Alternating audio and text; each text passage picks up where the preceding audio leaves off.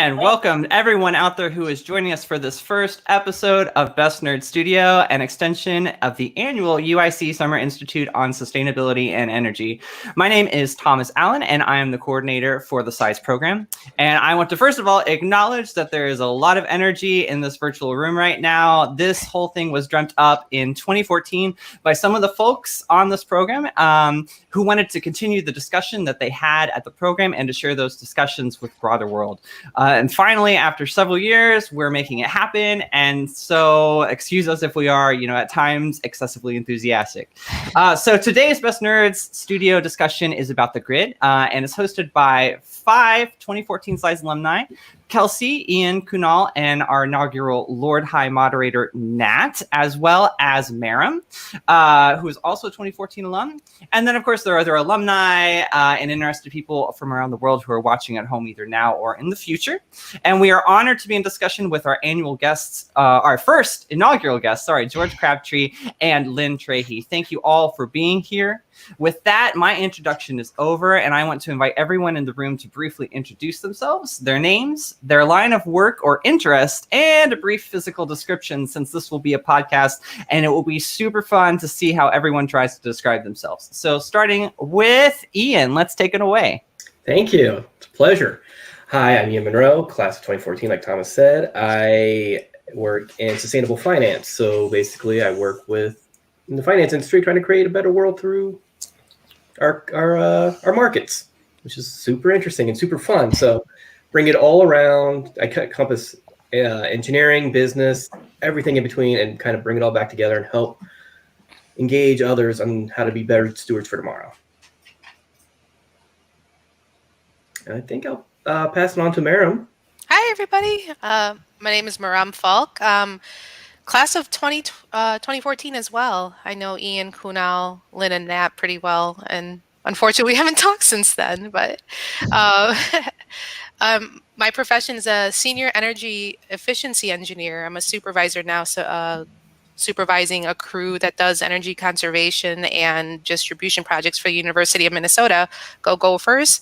My background is actually in energy distribution, which is very on topic for what we'll be talking about today. And I've worked in power plants, and I'm your boots on the ground person too. So a lot of application experience. And my ambition is actually in policy work. I am now looking at how to bridge all the technology that we have with the policies that we need to have in place for it to all be successful. And I'm going to pass it along to Kunal. Thanks, Maram. My name is Kunal Sahasrabuddhe. I am so excited to be doing this finally.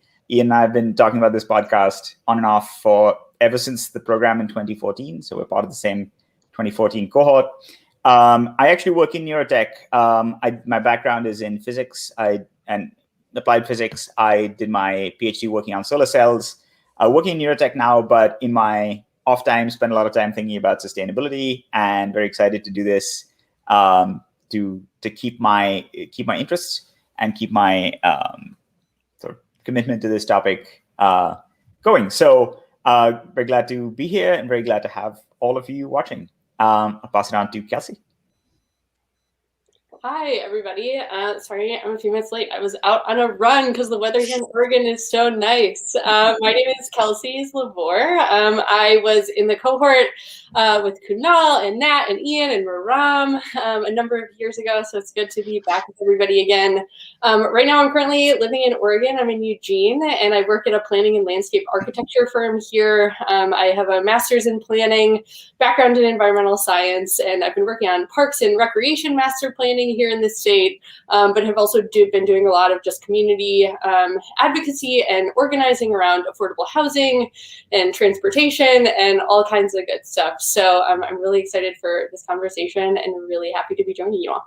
And I'm not sure if anyone hasn't gone yet. Is there anyone I should be passing to? Nat, okay. Nat, go for it. Thank you. Yeah, it's really great to be here. I was in the 2014 cohort with some of these lovely folks, and it's really interesting of all of the various professional things and one-off events that I've participated in over the years. It's been really great how many of the members of SISE I've actually kept in touch with. I believe the last time I I saw Ian in person was actually in London, where we met up for ramen, which was like really random because we both happened to be there at the same time. And then Kelsey, you came to visit Detroit one time several years ago, and that's where I live now. So, yeah, I am a city planner by trade, occasional journalist, self-employed consultant, working in urban development. I do some work around sort of business process improvement and working with community engagement and development here in Detroit and beyond. So I have a lifelong interest in sustainability, but I'm really excited about the program today. So yeah. Who's next? And I believe now we get to hear a little bit about you, George, and you, Lynn. So I'll start. So I'm George Crabtree. Thomas and I launched SISE, 10 or 11 years ago at UIC. Really a wonderful program. So great to see all you guys from the 2014 alum and cohort and hear what you've been up to. It's terrific that you're out there in the world making a difference. So in addition to my position at UIC, I'm the director of the Joint Center for Energy Storage Research, whose acronym can be pronounced JCESR. And that's led by Argonne. And Lynn is one of the colleagues in JCESR. You'll hear from her in a minute. We're really excited about the grid. We're really excited about getting decarbonized by 2050. We're extremely excited about the new administration, which is moving so fast and so, I would say, ambitiously on climate change. So I think I'll leave it at that. Looking forward to the discussion. Lynn. All right. Hi, everyone. I'm Lynn Trahey. I work with George at Argonne National Lab, although I live in San Jose, California currently. I got into batteries through chemistry, so my PhD is in chemistry. But in undergrad, I did science, technology, and society as a minor, which is a lot like SISE in some ways. And that just kind of kept pushing me into doing research that had an environmental impact. And then, of course, batteries was the way to go when I graduated. So here I am, and it's really been just fantastic. I do research integration for JCESR. So this is based on my obsession with people talking to each other so that the wheel is not constantly reinvented in science and engineering. So I could talk about that all day. I won't. We don't have that much time. But that's what I do, research integration, just making sure the left hand knows what the right hand is capable of and then leveraging that. Excellent. And was that crazy? Or were people supposed to physically describe themselves? I don't think anybody did that. I realized that way too late. And I'm sure we're all wearing like disintegrating pajama bottoms and that's okay. We're all live. I have real pants on. What are you guys talking about? I came prepared. Excellent. Well, good, Nat, since you're prepared. Why don't you lead us into the discussion of the grid, please? Sure. So, this is obviously an subject of interest to all of us. Otherwise, we wouldn't be here. We know if I go back to 2014, SISE was in large part my introduction to a lot of this stuff. So I had been really involved in the sustainability scene in Chicago around buildings. And so, buildings account for a huge percentage of total carbon in the economy, which is, it's a vital concept.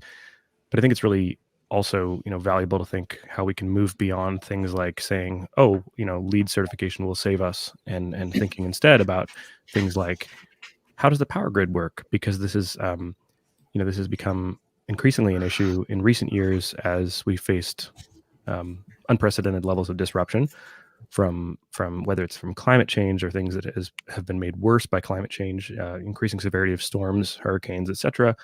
Or what's really interesting is this idea of deterioration of infrastructure and how that has affected power transmission specifically. So in my house, for example, like we have flickering lights a lot. We have to reset the clocks a lot because we have a deteriorated local power grid. And this is a thing that is like a well understood issue. It's also a question of how are utilities supposed to make money if they have to replace legacy infrastructure that they don't really have a huge incentive to replace. So we have these increasing incidents of power outages and real struggles to maintain reliability for ratepayers. At the same time, I think, like going back to SISE again, what was really interesting to me was that, I didn't really know what to expect. And what I really enjoyed about the program was the fact that it was basically a crash course in everything. Mm-hmm. So, I had no idea how a power grid worked. I sort of understood that there was power that got generated at a power plant and then transmitted somehow to my home, but I didn't really think about everything in between then, in between those steps. And so, currently I'm wrapping up my MBA at American University in DC, the Kogod School of Business, and for my capstone project, I'm looking at this question of next generation infrastructure, and the grid is sort of a direct part of this. I'm focusing on transportation infrastructure specifically, but one of the really interesting things here is that there's this nexus between transportation and energy that we sometimes think about and we sometimes don't pay any attention to, and that's kind of what I'm trying to study. This goes back to, you can trace it back to the 18th century and the origin of how, coal mines, they developed steam engines to pump water out of coal mines so the coal mines could be more productive, and then the coal had to be moved, and they figured out a way to use the steam engines to move coal to population centers where it could be burned as a source of fuel. So this goes back hundreds of years, but we also have this issue in the modern day because we have the advent of electric cars and mass marketable electric cars, battery storage for off-grid whatever, and so I'm in Detroit right now, and that's we like to think that we're the center of the universe. We're certainly the center of the automotive universe, and it's really interesting to see what changes are being made to the as far as the business models of automakers, going from saying we're going to sell X number of F-150s every year and that's going to be our profit. We're moving more toward this idea of saying what is mobility going to look like in the future?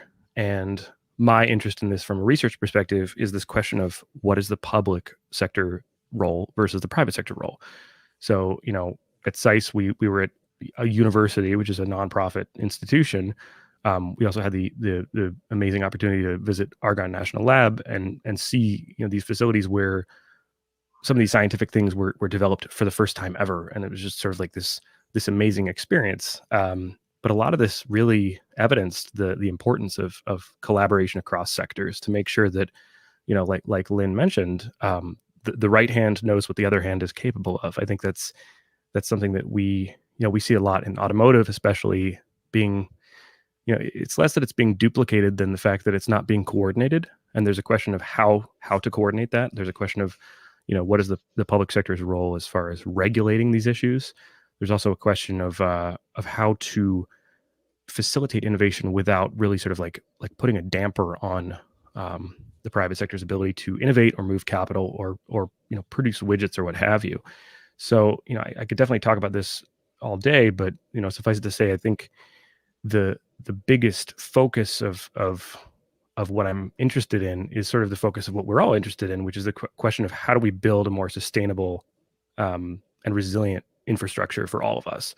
And the reason why the grid makes this a good target is because it can start locally, but it can also be scaled up at a national level. And when I think about transportation, the idea of moving toward electrification of vehicles, that is totally, it's very much part of the conversation on grid resilience because of how distributed generation works, which we'll get into, and the like. So battery storage, distributed generation, renewable energy, etc. So yeah, I think we're gonna talk to Kunal is in sunny Texas, the Lone Star State, and I believe we're going to talk to Kunal about his experience in a recent event that you may have heard about involving some winter storms. Yeah, thanks, Nat. Like Nat said, the grid has, I guess I'm going to tell you about just sort of a personal story of what happened recently with the winter storms when the entire infrastructure failed catastrophically for millions of people. But that's obviously not the only way things fail. Nat's already talked about occasional blackouts, occasional power glitches, and all of that to me talks to whether it's a routine failure or a catastrophic failure, talks to need to build resilience. But if you live in Texas, what I'm going to tell you is going to sound awfully familiar and awfully recent. About less than a month ago, we had a huge storm come down, sort of move south through all of the states that routinely get cold weather and winter storms up north, Minnesota, Wisconsin, all the way down to Texas. The difference was that because a lot of the northern states routinely get this, they managed to weather the weather with really fairly minimal disruptions. A few blackouts here, rolling blackouts, and so on. But we were told that everything was going to be fine, prepare for maybe some rolling blackouts. And we thought, okay, it's going to get cold, we'll be huddled, but the power is going to stay on, it's going to be fine. So imagine my surprise when I wake up at about 4 a.m. The storm rolled in on Sunday night, and I wake up at about 4 a.m. on Monday. And it's feeling a lot colder than usual. And I said, okay, it's cold out. Maybe it's just cold inside. Tried to turn on the light, and the power's out. So I looked up the Austin Energy website and looked up various utilities all around Texas to see what was going on. It turns out they'd already started rolling blackouts a couple of hours before that. And so I called the utility and said, hey, what's going on? I've been without power for 2 hours. And they're like, sit tight. It's just rolling blackouts. You'll have power again. They're supposed to be 45 minutes. There might be a little bit of trouble. It's been a couple of hours. I said, call back later. And I said, okay, I have to trust that they know what they're doing. Better go back to sleep. And that's always the solution. About 8 going o'clock back to sleep. Morning, ready to start work, and still no power, still no heat. And we're very, very lucky, I have to say, that the gas and the water kept flowing. So we could cook, we could, manage the essentials. We had clean water. But that started in your case, Kunal, because other people were not as fortunate. Yes, so that's what I'm saying. We were right here in this house, extremely fortunate that we had that. But that started that blackout that went out. That was supposed to be the beginning of a 40-minute rolling blackout. Was actually the beginning of a roughly 2.5 day period that we had no power. Again, in my case, I was lucky. After about 2 days, it came back on for a couple of hours. Let us run the heater, get the house back up to temperature. Again, very lucky that my house never went below 50 degrees Fahrenheit. But I heard horror stories. It took a few days for me to hear horror stories because the power had gone out, the cell service had gone out. I had no connection to the world, right? So all of these things we take for granted had just failed, despite assurances to the country that we were going to be fine. And that got me thinking about, what does it mean for the grid to be resilient? Because as we move forward, this is going to be more and more frequent. I heard stories of, but this, weather systems, more extreme weather. Nat talked about stronger hurricanes. The hurricanes don't come up to Austin, but the winter storms, as they get stronger, certainly will come down here more frequently. I heard stories of people who are without power for over a week, people who are without water for over a week, which is, I have to say, after that ordeal, much, much worse. And definitely was eye-opening to go around Austin once we had power back, once the ice had melted and the snow had melted, to try to help people get potable water for a couple of days before all the utilities switched on. Because with cold weather comes burst pipes, with cold weather comes frozen everything. So if I can sort of give some additional context as well here.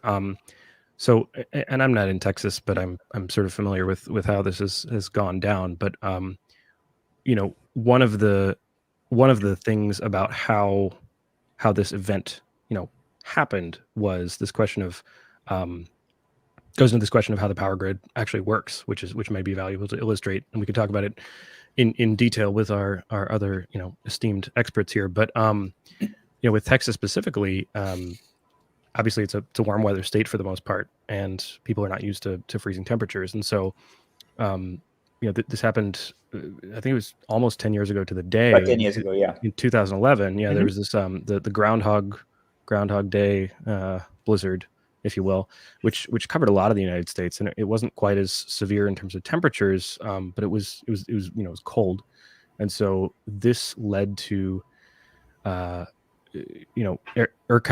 the Electrical Reliability Council of Texas, which is the grid operator, to basically plan on these sort of like extreme weather events. And so, this has also happened in other states. Florida, for example, which has faced hurricanes. In the early 2000s, Florida developed a plan for what it would be like to underground a lot of their electrical infrastructure to make it so power lines wouldn't blow over. They didn't do this, and so power lines keep getting knocked out. So between hurricanes Katrina and Harvey, which collectively had, $100 billion plus in damages, and this storm, which actually eclipsed that one. We're looking at these things where these grid operators are having to plan for these events, but then they're not actually implementing any improvements. So Kunal, can you tell me about like what was your experience with like with dealing with either your public utility or your local community? Like how did that work functionally, as far as, you mentioned you called them up, but like how did that work functionally as far as getting city services back together or utilities back on? Yeah, that's a great question. That's kind of the extent of how it worked. I called them once and they answered because it was 4 a.m. and no one else was awake. I called them again at 8 in the morning and they said, our waiting lines are too long, call back later. So clearly I was not the only person having this problem. And by 8 in the morning, enough other people had woken up and noticed the problem and started calling in. And then, of course, from that point on, I lost cell service. So it's not even like I could really call them. I think the cell towers had lost power. So most of my experience was wait it out, grab as many blankets as I can and wait it out and hope that the hot water lasts because I can drink hot water, and hope that the gas stays on so I can heat up water to drink and eat food. I mean, it was just, I've got to say, the most complete failure of a system that I have seen to date. And this with the context that I grew up in India that doesn't have sort of the same level of grid development. It certainly didn't when I was younger, where we did occasionally see blackouts where my grandparents lived. But they had a system of rolling blackouts and load shedding that actually happened on a weekly rotation. You would lose power for a day, but never for this long, and never so completely that you couldn't get in touch with anyone at the utility once people had noticed what was going on. And so again, lucky that it came back after 2 days and we didn't have any burst pipes or anything. So I didn't have to call the water utility. They were swamped. I know people were without water for quite a while because basically every plumber in the state was busy fixing a pipe. And they went as quickly as they could fixing pipes, but people without water for weeks, people without, for a week, people without electricity for days. Some people I think also lost gas, but I'm not 100% certain of that. It's also worth mentioning that there are a lot of households in Texas that don't have gas. So I was going to say just that, because Texas designs with electric heating. That's the difference between the North Midwest, like we have in Minnesota and the Dakotas. Our heating is gas. So when we get into these extreme weathers, we worry that our boilers can maintain the heat throughout the house. It's not whether or not the gas is going to make it here or whatnot. Yeah, that's a huge, in terms of energy consumption, if I'm recalling my numbers right, the Texas grid eclipsed their previous record for total demand. And so this is, records in the context of a state that's growing in population are kind of, it's not the greatest metric, but it's good for gauging how much the total system needs. But the previous record was set in the summer, and that's because power grids need a lot more energy to cool it's much more power energy intensive to cool than to heat.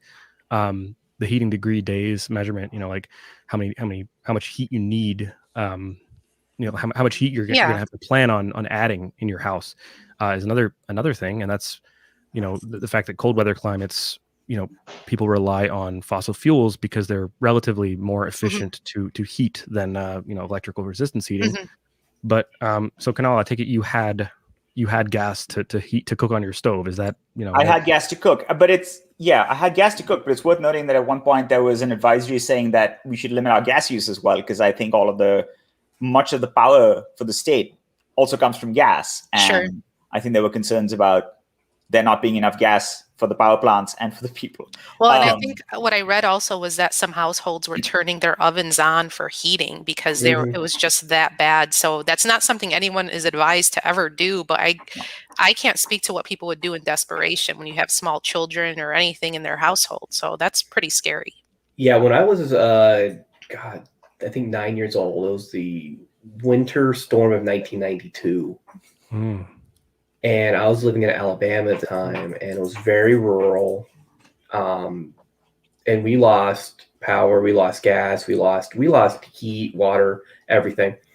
And luckily, my grandparents were with us. And my grandfather just bought this brand new Cadillac, and he was like basically coming up to visit the family, showing my dad, hey, look, I got this new car. It's got heated seats. And at the time, my dad said, who needs heated seats? You don't need heated seats. And then nature's like, aha. And that's what we had to keep warm. And there was other reports of people, reversing the flow on their Teslas, of powering their house in order to maintain some heat. Or, going to their cars to use, the heated seats. So that's kind of an interesting, that's an interesting topic in and of itself, because there's this question of, when we're thinking about grid resiliency, we're thinking about what is the technology that's going to really prevent this from happening. So with ERCOT, basically the issue at hand was that they planned on a worst case scenario of, it was like, I don't know, it was like 61 gigawatts, and they went up to like 68 gigawatts in demand. And so, and this had still exceeded the previous summer usage and what have you. So immediately people try to point fingers. And so, you have Greg Abbott, the governor, who goes on Tucker Carlson on Fox News, which I'm not really sure we can, say that Tucker Carlson is necessarily a good source for credible, professional discourse. But he comes out and says, like, well, this is the wind turbines that are to blame. And by percentage, the wind turbines lost a larger percentage of their total generating capacity. However, the total loss in power generation was, like, in terms of gigawatts, it was a bazillion gigawatts from gas. That's the technical measurement there, bazillion, and that was lost because power plants that were not suited to operate in cold weather just shut down. I think it's worth noting that I lived in Germany for 6 years, and Germany is by far one of the largest producers of wind power energy that I can think of off the top of my head. I think for one day, 1 year, they had completely wind-generated electricity for the entire country for one day. And it gets cold mainland Europe because of the Arctic flows and everything. Mm-hmm. And we would get some pretty bad storms, but the wind turbines would still be turning. And that's because they had built in heaters and everything else to make sure that these still operate in the winter. In Texas, I believe, they said that, well, we don't need that. The state's going to be warm enough. It will never get that cold here. So we'll forgo heating the wind turbines. Well, and also not insulating pipes is something they've forgone too. That's actually, sorry, go ahead, Mara. Oh, sure. Minnesota, everyone likes to joke we're used to this. And for maybe a day, we in Minnesota were like, oh yeah, Texas can't handle this one day. We go through it for months at a time. But the same time, we've learned so many really expensive lessons over the years, and having like some solid technology to heat buildings, power buildings. We've had those accidents and we've learned from them and put in like new types of insulation, recirculating pumps on mechanical equipment to keep it from freezing, because that stuff happens all the time too here.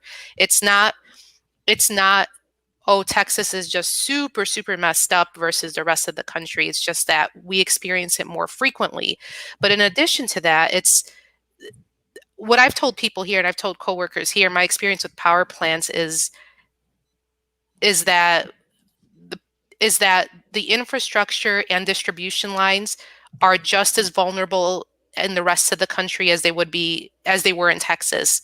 But because of the extremity and the unlikelihood of that extremity, it was experienced to that fault. And Nat, I wanted to go back to something you mentioned very early on about the grid operators. And I think there's a lot of credit to be given to the grid operators from like salvaging what they could in such an expedient manner, and preventing this like horrible technological failure from advancing for months at a time thereafter. So there was a lot of experience on the ground that helped keep the power plants from total failure, I think. And I think a lot of people misconstrue thinking that what you do in a power plant at that moment is something that's felt instantaneously at the household in that moment. And these grid operators were working and solving these horrible problems. I would not want to be in their shoes. I've experienced demand response at a certain rate. I would never want to be in the position that they were in. But the fact that they were able to respond to something where they would not see the fruits of their labor until 4 or 5 hours later, I think there's a lot of credit to be given to people with that amount of experience to keep that infrastructure from total failure. It is a big. This is one of the other things that SISE impressed upon me was the fact that this is not just when you flip a switch in your house, that's a magical that's not just some magical thing where electrons come out of your light socket or whatever. It's like you said about demand response, like this has to be meticulously balanced, and this is happening 24 hours a day. I do want to see, I believe we have some content from Kelsey. I believe we have some questions from our email and live stream guests that Kelsey's going to make all of us think. Great. Everyone's favorite. Oh man, I hate thinking. That's why we're here. Yeah, we came up with this idea for a segment that we'll keep pretty short, hopefully under 10 minutes. But this idea of, well, this is funny because I say size, some of you say SISE, so that's a conversation for another time. I actually pronounce all of this. But we had come up with an idea for a segment called Try It On for Size, going off of my pronunciation. And we had developed some questions, or a question that we were going to prompt at the beginning or before the show. And so, Thomas, are you able to pull the question up on screen? Thank you. Yes, I have to put it in halves. Sorry, but yeah. No, that's okay. So the first part was, in all likelihood, we or our neighbors will experience a sustained blackout or energy insecurity event due to climate change in the coming years. And so with this in mind, what does preparedness look like for you? And we're kind of taking this question to then, if everyone wants to chime in, and then we can move into our discussion with our esteemed guests. But to start with, we had posed this question broadly among our alum, and we had one response that I'm going to read off from Gabe from the 2020 cohort. And Gabe had said, before the recent blackouts in Texas, I would have normally said being prepared for a blackout involved keeping some extra flashlight batteries around, a camping lantern accessible in the garage, and maybe a lighter near the stove. But now I feel that we should prepare for a far more extreme scenario that might also involve a concurrent intense weather event or natural disaster. And I totally agree with that. And I'm going to open it up if maybe like one or two people want to chime in with their idea, and I can kind of cap it off. But I wrote this question, and I think I'm specifically interested in it, not only from the grid situation in Texas, but conversation for another time. But the wildfires in Oregon this last fall were also extremely severe, and I lived through that, and it caused me to ask a lot of questions as well about what does just general preparedness look like. But I'll pass it off first. If Maram, would you like to take a shot? Oh my God, I'm going to do the total Minnesota thing. Is we plan for winters, guys. We stock up on canned food in case we're snowed in. We make sure we have blankets. Something I've done this year is make sure I've had cat food because of our cats. So that's such a super nerd thing, I know, but like we always just make sure there's food around because you never know where your access to food will be. So making sure there's accessible food. And if you have medications that you take regularly, that's something you need to stock up on. My question to you, Kelsey, is what extent of an outage are we talking about? Are we talking about like a week? Are we talking about 2 weeks? Are we talking about zombie apocalypse? Because zombie apocalypse, I think I just need a machete. I watched enough Walking Dead. I think I can handle myself. But in general, snowstorms and blizzards is making sure that there is, and now that I'm a homeowner, making sure my boiler is serviced and properly like maintained. So just those general things, I would say that's how I prepare. But if you can let me know if I'm planning for a much longer time, I can specify. I'll throw something in right here. It's interesting because, we're thinking about maybe a short-term power grid issue, but we're still going through a coronavirus issue right now, right? And if you remember back to the early days, everybody was freaking out because they didn't have toilet paper or things like that. Funny, in my house, we happen to be hoarders, so we had 6+ months worth of supplies, so we were good to go with all that. But it was, but I think, Marm, you bring up a really great point. What are we thinking about? A short-term, week or 2 week? How do you plan for something that goes longer? So, something like this, this really goes to you do it in stages. I know in the military, we would do stuff like large projects like this in stages. We start with something small and slowly build up from there. With, my wife and I were actually looking for solar panels for our house, just, and a small battery solution, just so, with short bursts, but we can expand those battery packs for longer and longer battery storage. So if there is a long-term outage, we'll be prepared for that. But this really just depends on how comfortable you are with certain things. Like, are you going to be okay with that without power for a while? Like, can you, because let's face it, a homeowner, you may at some point have a deep freeze in your freezer. It's going to be filled with frozen vegetables and whatever else. And that's perishable food. So it's like things, what level of risk do you want to take on with this? And it's really kind of tough.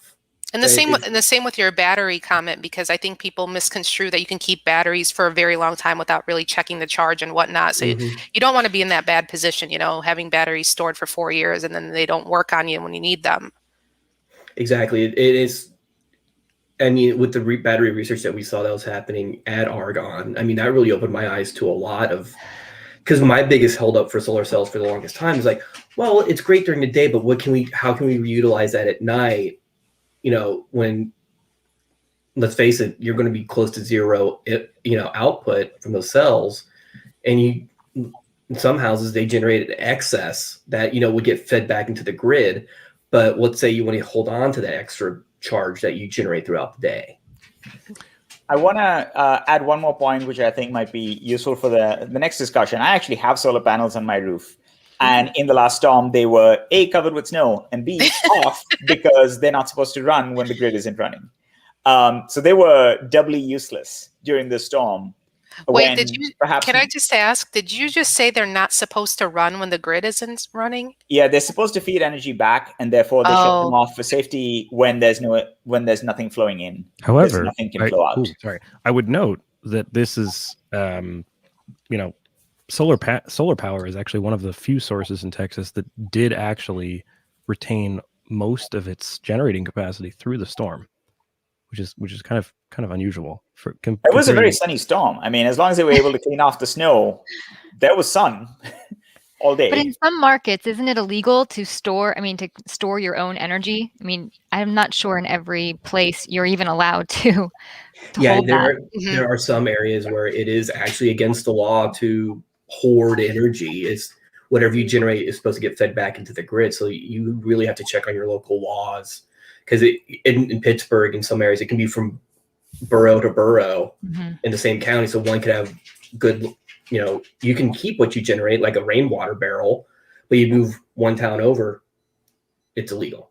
So I would also add, and to kind of just wrap up the question portion, and then we can pass it off to our guests. I would also add, just like from my experience in Oregon and just my professional space in planning and public policy, I also think, to me, like, preparedness is also a lot more broad in many ways too, right? Where to me, like, preparedness is socialized medicine, preparedness is affordable housing, preparedness is all of the things that enable us to have more secure social infrastructure before things even like this happen. And like, just listening to Kunal's experience, knowing my experience in Oregon, and just how when so many people couldn't be outside because the air quality was so bad, and we were already dealing with an unhoused population to begin with, and then compound coronavirus, air quality, all of these other things.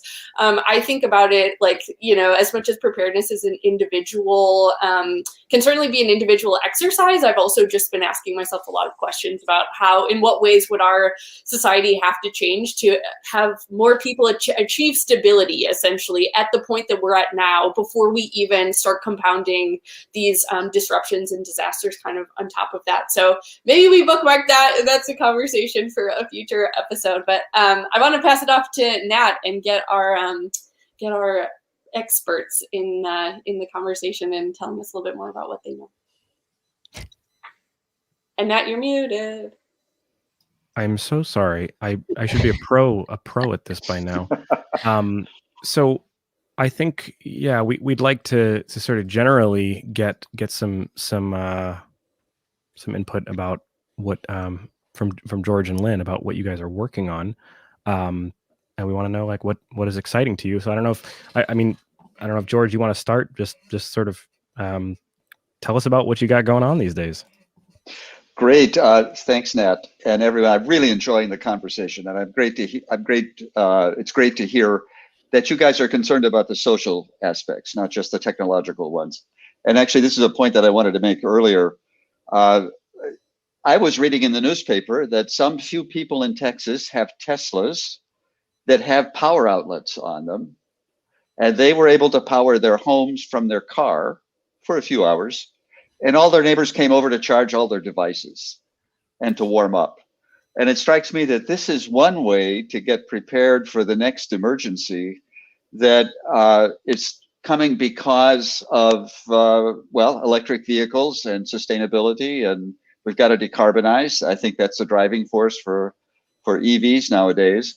And here's this dual use.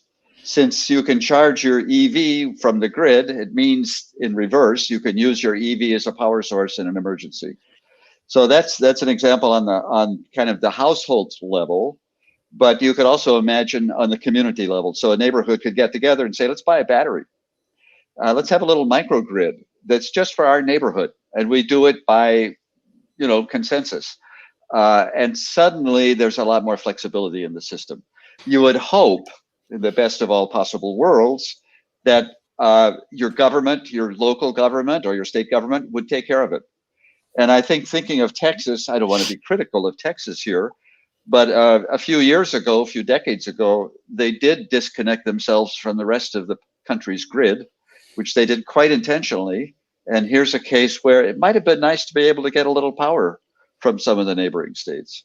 So there's a lot of ways to think about this. Can I ask you, when you mentioned the idea of having a power option for your house, do you have any ideas on like what that might look like as far as scale? Like does this need to be like, I'm thinking about it from the standpoint of these little power bricks that we can get at the gas station to charge our phones. I mean, is 1 or 10 of those enough, or does this need to be a Tesla Powerwall, or does this need to be some sort of industrial solution? What's your take on that?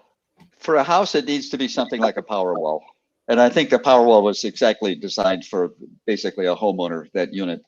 And it's expensive. It's cheaper, of course, to buy a diesel generator than it is to buy a Powerwall. But the diesel generator, of course, produces CO2. It has some other issues as well. But if you're looking only at money, that's what you would do. The prices are coming down for batteries, and they've fallen in 10 years by almost 90%, and they're still falling. We can get to the point where maybe that is at least competitive with the diesel generator, but that would be the responsible thing to do, I think. So tell us about what you're specifically working on yourself these days. We have a number of things going in JCESR, one especially having to do with the power grid. One of the things that we are concerned about is specifically long duration discharge storage.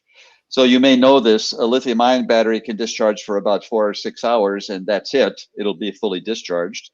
That's if it's discharging at full power. But that's nowhere near enough to cover the grid's issues. So the intraday ups and downs variability, because clouds pass over, or you have wind gusts, lithium-ion battery is perfect for that. Several days in a row, it can't handle. So we started looking at this problem in 2015, actually, how to have a battery that can discharge for 3 or 4 days in a row. And this is something that lithium-ion simply can't do. We figured out how to do it. Yeah, go ahead, Nat. Oh, I was going to say, so, I'm remembering my SISE time, and, before that I had thought, well, batteries are either Duracell or, like maybe I distinguish between lithium ion and alkaline, which are the ones that you buy in the big packs like Duracell or Energizer. I think I remembered growing up having, like, we had a cordless phone that had like a nickel cadmium, battery or what have you. So this technology, it's evolved over time, but a lot of these technologies were really developed in the 19th century, because scientists figured if you stick a couple things together, it'll create an electric current. How do we scale that? At SISE specifically, I remember, we covered like zinc bromine batteries and these sort of other weird like flow batteries. You have some that are solid, some that are electric, some that are liquid. is lithium ion the champion? Has it won out as VHS over Betamax, or do you think we're going to see some competitors busting onto the scene in the coming years? Yeah, great question. I think lithium ion is here to stay for sure. And it can handle transportation. It can power your car. You might like it to charge a little faster. You might like it to last a little longer. You might like it to be a little safer. All those things would be better, but it can handle the market, and manufacturers have made that commitment. But there's some things that it cannot handle, and this long duration problem is one of them. So we're developing a flow battery. It's a liquid battery, very different from lithium ion. And recently we spun out a startup company in 2017. It's called Form Energy. They just signed a contract last year with Minnesota's second largest utility. It's called Great River Energy. For a battery, they'll deliver it in 2023 that can discharge for 150 hours. That's about 6 days in a row. And that is, I would say, revolutionary in terms of a battery being able to do that. So it's out there, will be out there. We'll see how it works. This would have been pretty handy in the Texas freeze. Yeah. Hey, Lynn, I have a question for you that it's, so when I listen to George talk about all these like really interesting things, right? Like there are so many different types of batteries, so many different types of experiments and all this research going on. And your job, as I understand it, right, is like, how do we make sure everybody's talking to each other and they know what's going on? So that way either people aren't duplicating things or that people can kind of pick up ideas. How do you corral all these cats in the same room and make sure that they know what's going on? And how really painfully. Tell us about that. Yeah. So even here today, someone mentioned that we're the experts, and I'm thinking to myself, I am not at all an expert on how the grid works. I'm a chemist. There's no chemist who's an expert on how, the grid is actually functioning. So that's what I try to really do, is make sure that I talk to the people who are operating the grid. And this happens in, creating workshops and going to conferences. And with COVID, it's all very different right now. So I'll give you one example. We want to engage the community as we normally would in pre-COVID times about scientific research topics and draw in all the different perspectives on a particular problem and talk about it in a room. Well, now we're doing that in 2-hour mini workshops over the course of a year to keep rapport going and keep people talking to each other. So I'm a fan of just increasing the collisions of people together so that we can ask these questions. And then I always nominate myself to ask the seemingly dumb questions, because I believe that most of us are not on the same playing field as we begin a conversation. So I want everyone to know, the jargon. I want everyone to get all of the easy questions out of the way so that we know that we're speaking to each other and that they're actually able to listen. And do you think that that's how does that play out as far as, it seems like SISE and Lynn, you and George are both in the nonprofit, research space. How does that play out as far as coordinating across private industry, which is also spending a lot of time and effort and money researching this stuff? Well, I don't know. In JCESR, we have scientists and engineers who initially relied a lot on techno-economic modeling to help us narrow down what to put our very precious energy and money into. So techno-economic modeling is informed by what performance do you need and what costs are required to make a technology matter. So those experts, those engineers would be talking to the systems operators for different applications to get that information. I think of Kevin Gallagher doing that for us earlier on in JCESR quite a bit, just talking to industry as much as possible to get simple things like what parameter for current density do you need for this here, or what price makes this possible and what price makes this totally impossible for you to implement. I think what Lynn is talking about is so important. People forget that that us in application are working with things that were decided for us 10, 20 years ago. So getting those people in the room and to properly plan for things that would be happening probably past our lifetime is the biggest hurdle. I mean, George brought up a valuable point about batteries, right? That this is necessary. It's not something of it should it happen, it needs to happen. If we are going to progress in our society as it is with technology. But the other part of that is that what's bringing the sources of energy to everyone's homes? You know, the distribution lines, those are archaic, aging systems. And no matter if you implement renewables and support it with batteries, something has to happen there. You have to upgrade lines. You have to reroute them for things like microgrid to work, because that's how microgrid works, right? Is that there's a separate route for power that comes in versus just a single source route. And if that line gets damaged or there are issues, there's a backup because it comes in from the other direction too. So I think that we have to talk about how not decentralize. I'm not a huge fan of decentralization of power, but I feel like we have to talk about how we build up community energy in supporting that centralized plant system. So that way we do have that reliability, like plugging in your Tesla to support that. So I want to know what other people think about what the future is for community energy and reliability. Well, I hope you're looking to microgrids in places that, you know, have very expensive energy needs, like remote islands or places in Alaska. You know, I'm thinking of the Philippines, even Hawaii. There's a lot of models out there for people who have had to take risks and adopt energy storage technologies and see what they could do, because they want to be they want lower costs than diesel. They want cleaner air, and they need the reliability. So there's a lot that we can learn from how really in need, isolated places are getting their energy, and bring that into some place that's not isolated, but just wants to be greener and more reliable. I think I was just going to say, I attended a webinar a couple of years ago on this issue, looking at remote, predominantly indigenous communities in Canada and I think Alaska. And it was looking at how, I mean, I had no idea about this at the time until I attended this thing, but it was basically about how, you know, because the supply chains for oil are so well developed, it's basically like a given that you just rely on diesel fuel all year round. Which is flown in. It's flown in, which is crazy to think about how much energy that, you know, alone takes.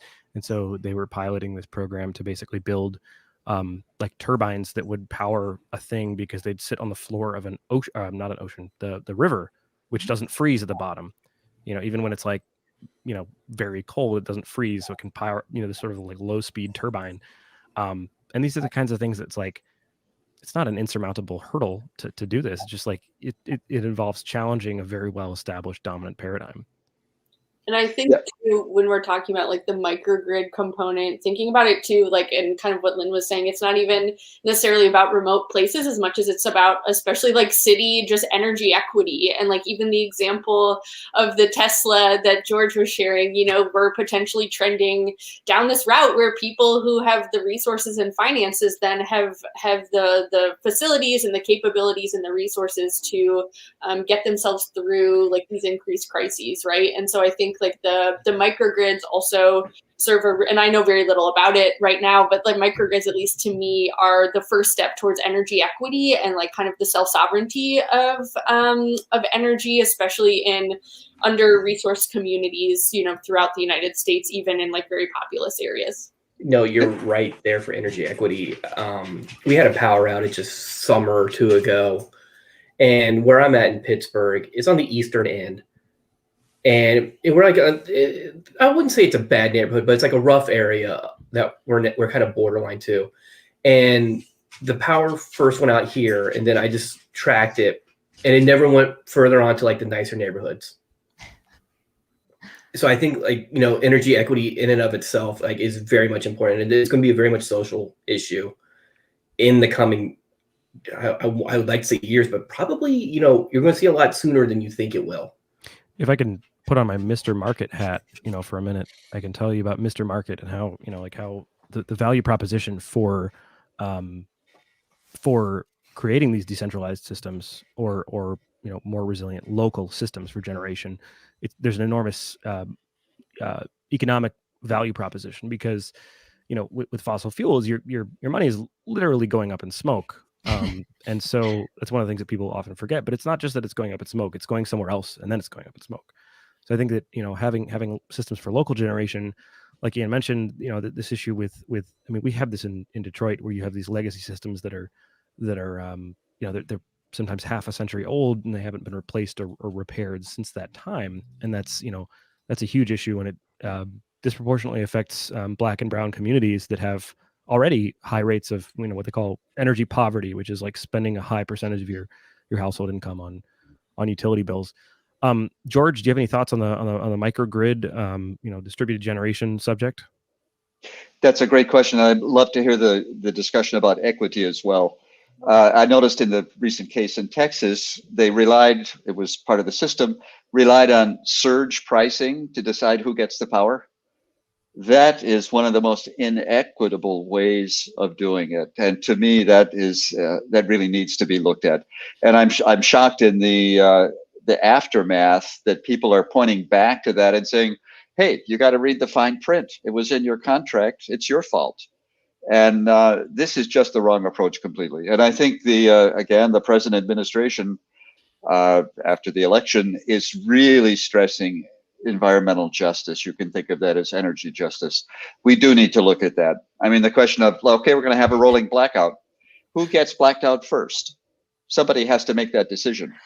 And it's quite often not made in, let's say, an equitable manner. So great point.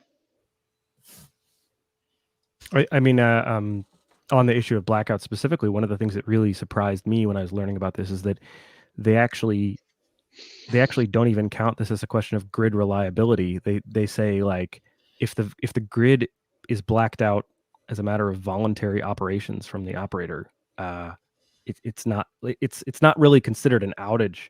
So it's not really considered. It's not really factored into the question of reliability. Yep, that's right. right. And that means that the operator can, what is effectively an arbitrary decision, they can just say, we're going to shut off power to people. And if you don't have a battery backup system, which 99% of people don't or whatever, you're out of luck. Didn't Enron do this in the mid to late 90s? They did. Yes, they definitely did. It was a little bit different because it was more like, so Enron essentially built the markets for modern energy the way the stock market built derivatives markets. And so the idea was that Enron said, like, well, we can use this to more effectively exchange electricity across state lines or what have you, across markets and grids. But what ended up happening is the same exact issue where it's like, it actually just ended up becoming a way to make a ton of money. And, the second there was any disruption to the stability of generation or demand, the whole thing, literally or metaphorically blows up. Mm-hmm. So I think that, it's part of the industry to do scheduled like shutdowns and whatnot, what you would see as blackouts from the end of the demand side. I mean, that's how you operate to keep things functional. It's called preventative maintenance. And actually, when you do get these scheduled downtimes, I think that's a good thing. Like, that means the industry is trying to keep up with the maintenance, so that way you don't get those unexplained or unplanned for outages. So planned outages over unplanned any day, but the idea of having planned or unplanned outages more frequently in areas of that are economically different from other areas. I mean, it's really sad to say, but that it does happen. It happens all over the world. It happens in developing nations as well. So I think, and just to Kelsey's point, my whole perspective has been that equity is kind of the underlying driver to address climate change, regardless of what side of equity we're talking about, whether it's housing, energy, education, or whatnot. Gender equity, they're all interplayed with what this is. So the grid is just one example of that.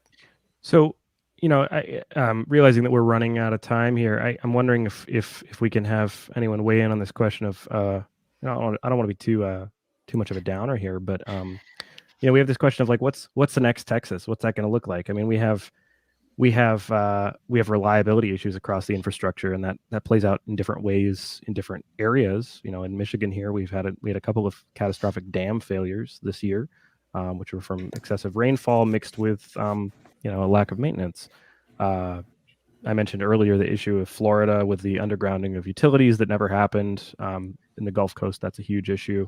The petrochemical industry around the Gulf Coast is obviously susceptible to all of this, extreme weather event risk. So, I mean, like, California wildfires, you pick your poison, right? So, like, what is what George or Lynn, what do you think are sort of our near term, like what's the next thing that's waiting to fall apart, and how are we gonna, what should we be thinking about?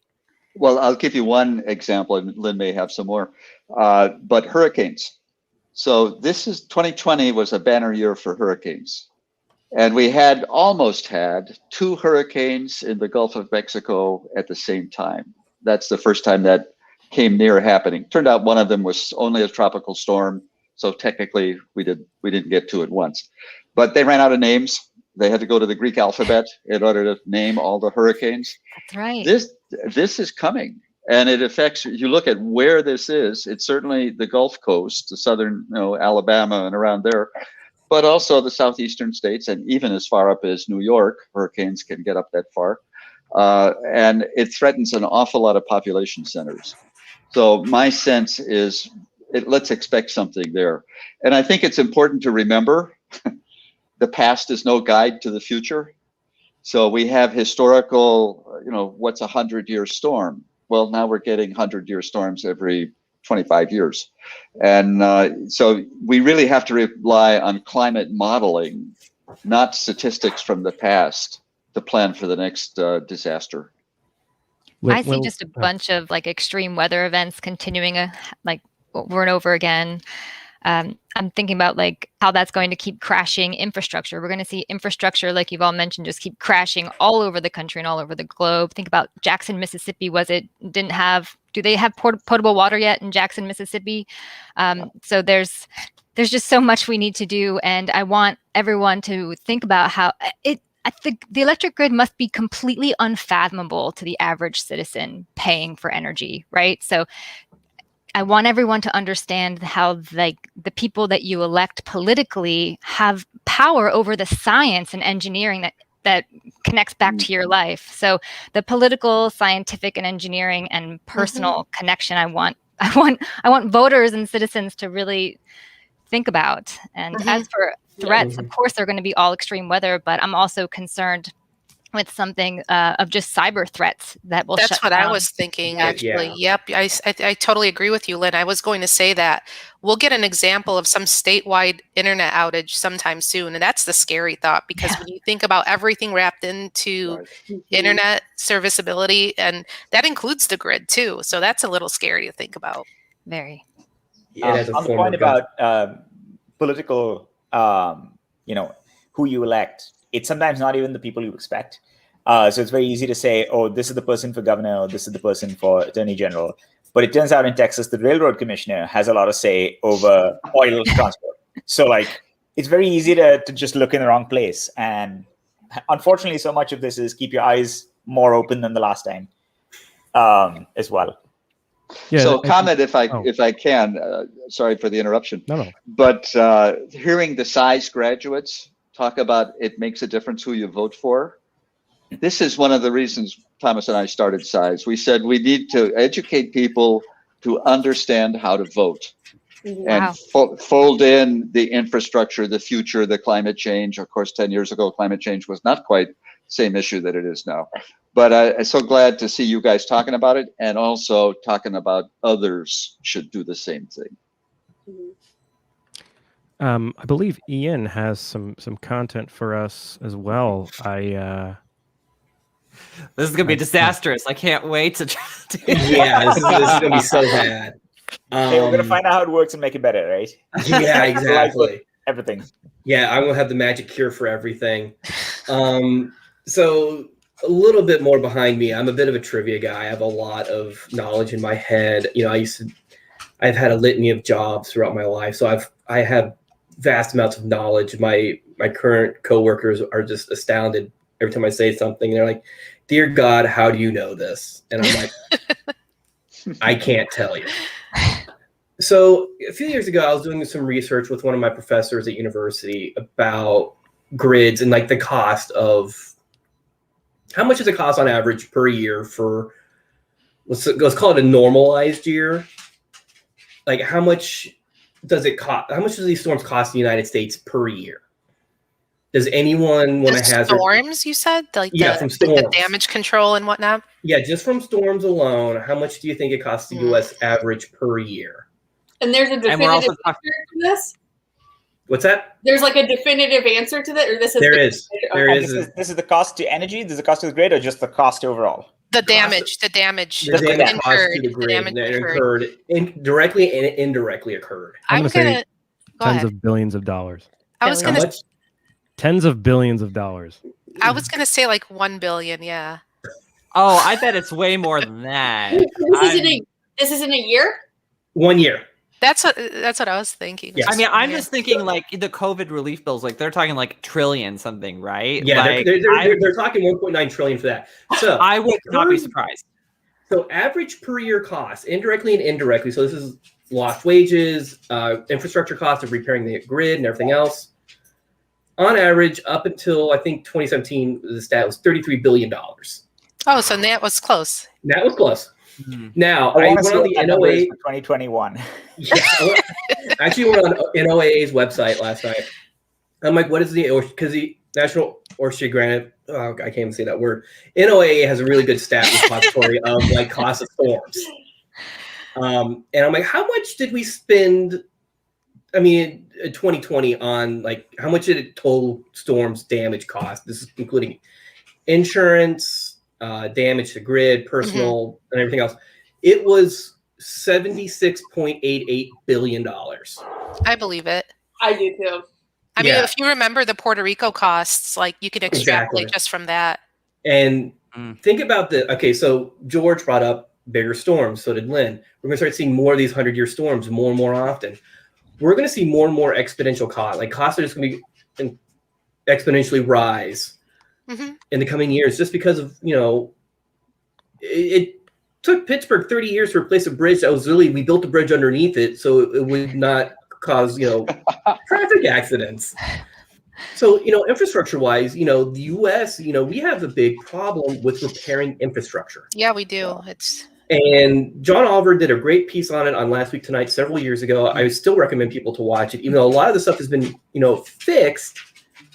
But everyone around us, I mean, there's a famous line from a Calvin and Hobbes comic after their house got robbed.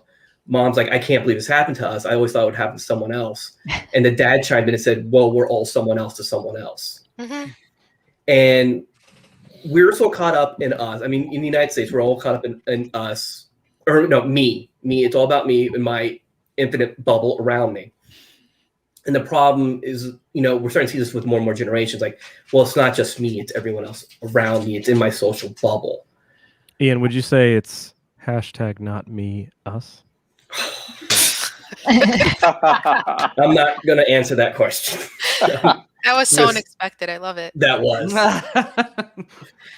No, Ian, I think you're so right. I think at the engineering level, it's super frustrating that we're basically given duct tape to make sure we can keep carrying this boulder across that messed up bridge. As someone that used to work on aircraft in the military, I can tell you that in high pressure situations, that plane's got to fly. That mission's got to go. Oh. It's going to get done one way or another. Yep. And you just fingers crossed that it works. And I have discussions with everyone around me all the time. And what George said too, is like, we're all talking about voting. And this all goes back to that as well. You're seeing a lot of people that want to reduce corporate tax, tax on above certain amounts of income.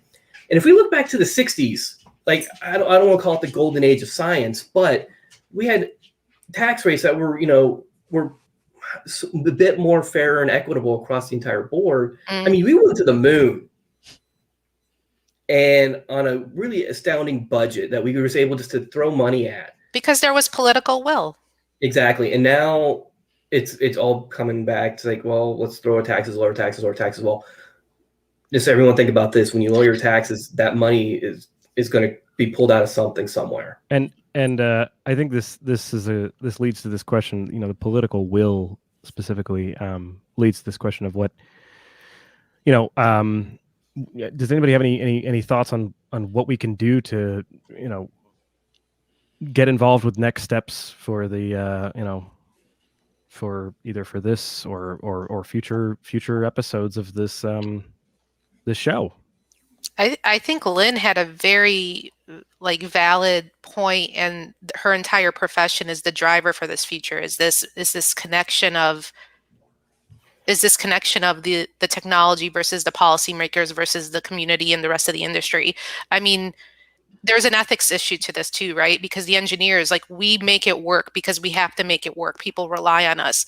Part of it is a question of, should we keep making it work like this? Shouldn't we just let it fail so that way the investment does go to something worthwhile? Yeah. So it's I want to hear everybody else's opinion, because everybody else here are valuable scientists. It's just that from the engineering perspective, we are balancing our ethics with our job security, with the commitment we're making to the rest of the community as well. I'm hoping we can hold our political leaders accountable if they think Infrastructure Week is a funny joke, in Washington, D.C., because infrastructure is not a funny joke. It's jobs, and it's so important. So I just want us to be on board with people who push that way, and maybe ourselves get into politics and do that ourselves. We need more scientists and engineers, running state capitals, governors of states. You now see with COVID the power of a governorship, right? I mean, we all knew this before, but now you can really, really see the power that a state has. So let's get scientists and engineers with some know-how in those spots. Well, Lynn, your governor may be about ready to head out the door, so maybe you should throw yourself on the ballot. Yeah, no, I don't see myself doing that. People always tell me that I would be great in politics, and I say that the ladies tell me that I have a face for podcasting. So there you go. That might be great. I just want to uplift Lynn's comment for sure, to kind of cap it all off, and just because that's a lot of what I've been thinking about. And I am a person here who does not practice in science anymore, and I feel directly, I should say. And I feel like that was a lot of what pushed me into planning, because I was like, I want to go into social policy. I want to take what I understand from engineering and science and all the stuff I did in undergrad and kind of move that more into the political sphere, because it is kind of they need to go hand in hand. So I just really appreciate that commentary, and I hope that's something we can keep moving forward in all of our discussions as we continue doing episodes. Thomas, tell us about what our next. Do we have a subject for our next episode? No, I think we probably need to talk about that this week. Excellent. But yeah, that's it definitely will be coming up. The plan is to do this every month, so we'll probably try to release that here in the next couple weeks, and then try to get something a little more regular going on after that. So, well, I'm excited. Yeah.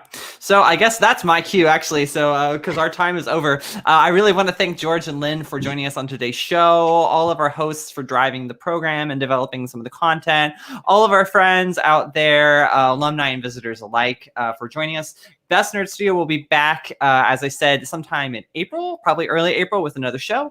Don't forget to subscribe to our YouTube channel, to follow us on Facebook, or sign up on the SISE newsletter on uicscience.com for updates, and to join us for the next show.